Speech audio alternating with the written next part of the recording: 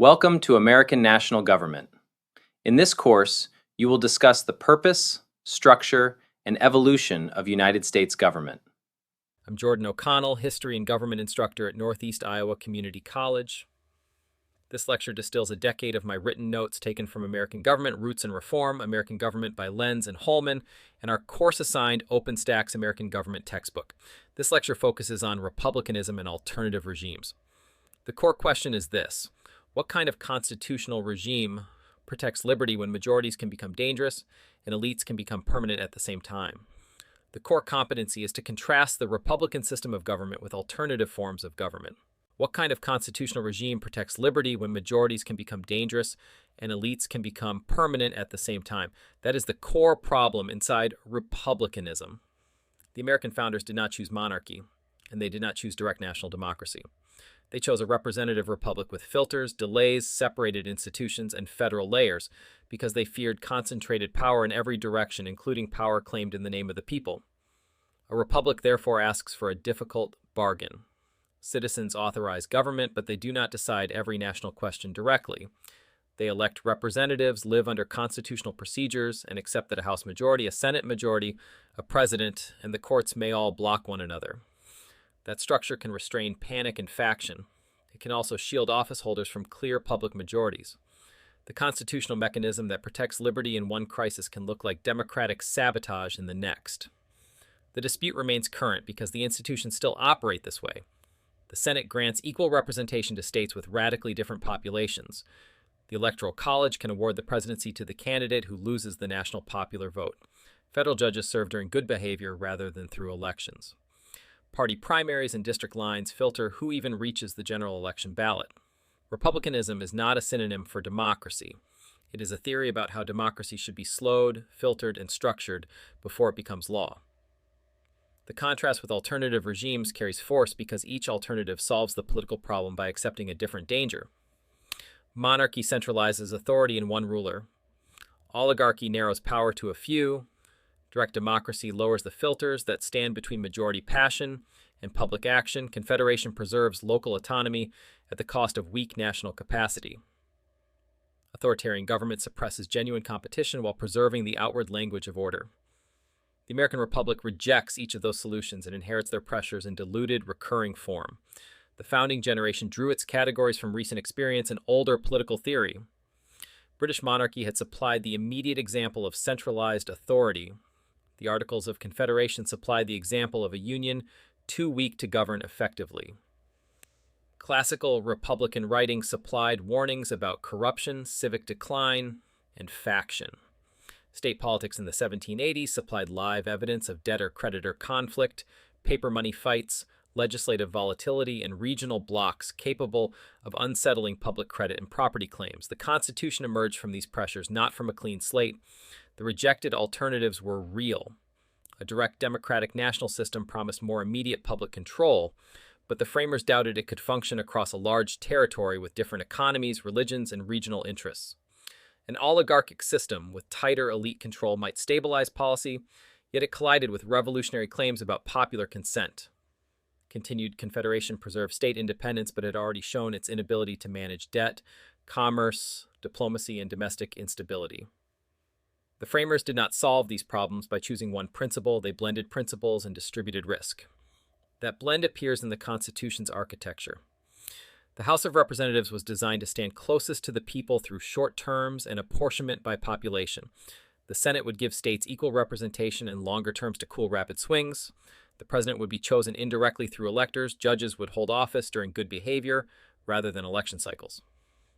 Amendment would be possible but difficult. Before the 17th Amendment, state legislatures chose senators, which reinforced the federal element inside the national legislature. These features created a republic in which public authority flowed from the people while passing through institutional breaks. Federalists defended the design as a way to reconcile consent with stability. Anti-federalists warned that the system pushed too much power away from ordinary citizens and toward distant officials, wealthy interests, and national institutions. Their objections foreshadowed later reforms. The Progressive Era introduced direct primaries, initiatives, referenda, recalls in some states, and the 17th Amendment's direct election of senators because many citizens concluded that too much Republican filtering had turned into insulation from the public. The design therefore carried anti-majoritarian features from the start and produced democratic corrections later. The conflict never disappeared. Each reform meant that Americans still wanted Republican government, but they kept renegotiating how much distance should stand between popular will and official power. The comparison with Confederation sharpened these choices. Under the Articles of Confederation, Congress could not tax directly, regulate commerce effectively, or guarantee consistent compliance from the states.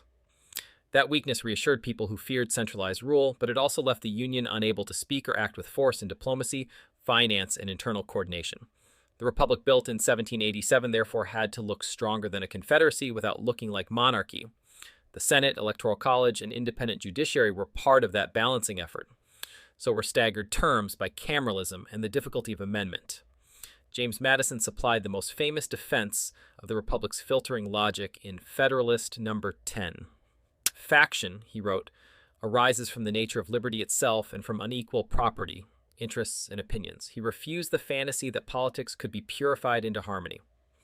That is the first hard move in Republican theory. Conflict is normal. The question is how to structure institutions so that conflict does not become domination. Madison rejected the obvious but brutal cure. To remove the causes of faction, government would have to remove liberty or impose uniform opinions and interests. He called that cure worse than the disease. His alternative was to control factions' effects through an extended republic. In a large republic, many interests compete. Representation filters public views through chosen officials. Scale makes it harder for a single faction to seize the whole system at once. The argument is not democratic optimism. It is constitutional risk management.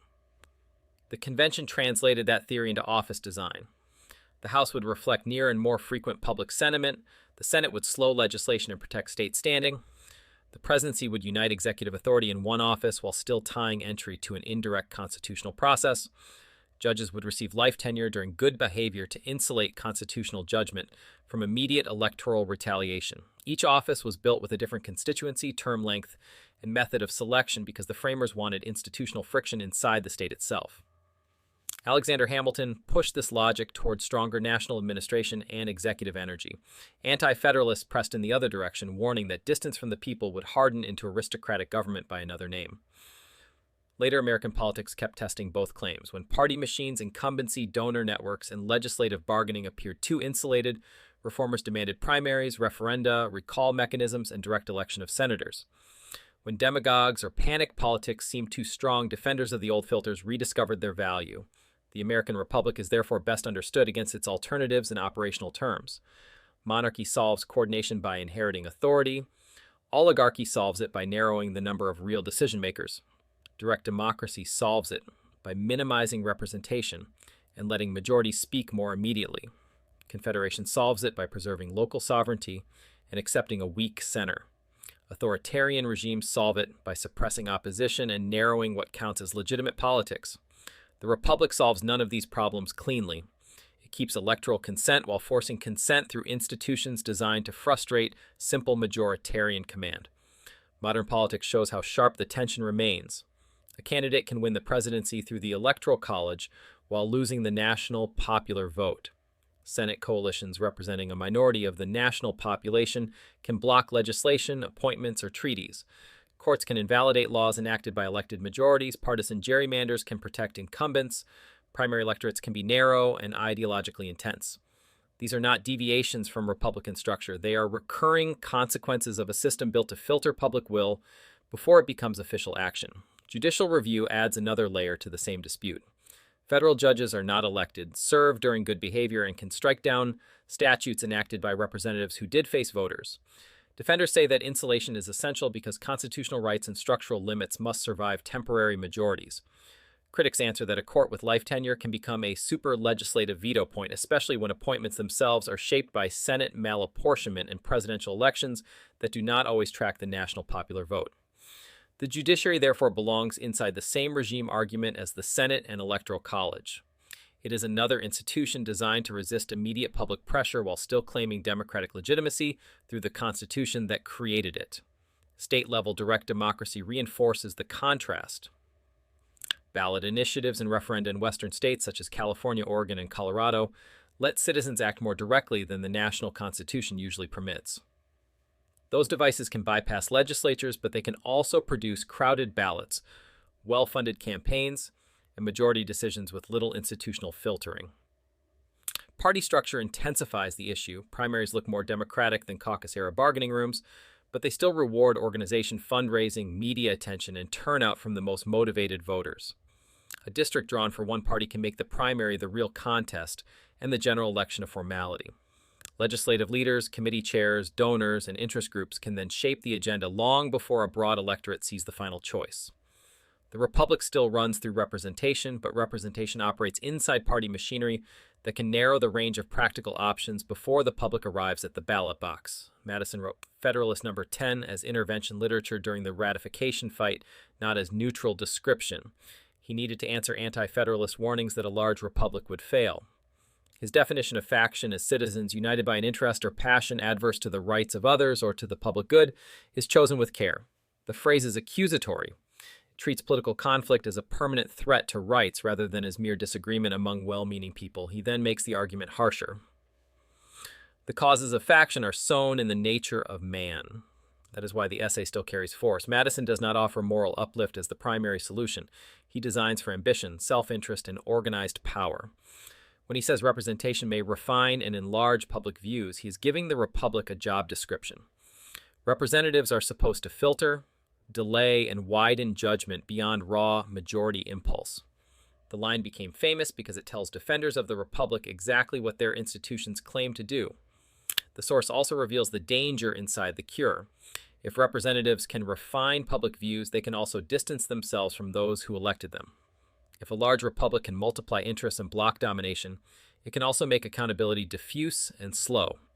Madison's text is strongest when read as a tactical defense of constitutional filtering under pressure. It names the disease clearly. It does not promise that the medicine cannot become its own form of domination. The American Republic still runs on the bargain Madison defended, and the costs remain visible. Institutions that slow sudden majorities can protect rights, minority interests, and constitutional continuity. The same institutions can also allow organized minorities to veto policies supported by more people. Equal state representation in the Senate, the Electoral College, judicial review, long-term, staggered elections, and federalism all claim to preserve liberty by preventing one wave of public sentiment from taking complete control. Those same features can push citizens toward a different judgment. If a clear national majority cannot enact policy, cannot translate votes into institutional control, or repeatedly loses to filters built in an earlier era, then the republic begins to look less like a safeguard and more like a structure that protects entrenched power with constitutional ceremony. That tension is not accidental. It is the core design problem the founders built into the system and never solved. The unresolved civic question is severe because both warnings are real at once. Remove too many filters, and mass politics can become predatory. Keep too many filters, and a constitutional republic can harden into a system where majorities are told they are sovereign only until they ask the institutions to prove it.